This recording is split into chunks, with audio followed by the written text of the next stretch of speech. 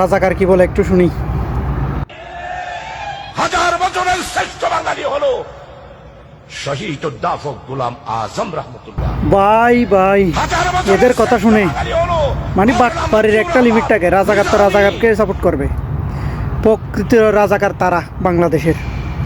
আচ্ছা, যদি জুলাই আন্দোলনে গণহত্যার জন্য যদি আওয়ামী লীগ ব্যান হয়, তাহলে বাংলাদেশের রাজাকার এখনও কেমনে দল হিসেবে বাংলাদেশে ঘোষিত আছে জামাত শিবির।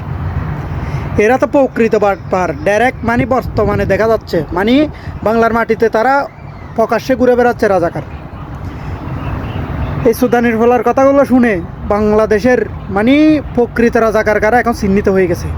নসিব ভালো বনভূত আওয়ামী লীগ সরকার নাই, গিরে গিরে শ্রেষ্ঠ দে গিরেই যখন শ্রেষ্ঠ তখন বুঝতে পারতি রাজাকার কারে কয়, মানে রাজাকার ফিটা।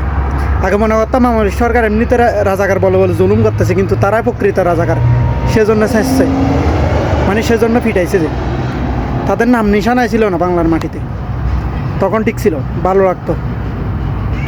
সেদিক থেকে আওয়ামী লীগকে ধন্যবাদ, এত বড় বড় রাজাকারদেরকে ফিটানোর জন্য, এত বড় রাজাকারদেরকে বাংলাদেশ থেকে বিলুপ্ত করার জন্য।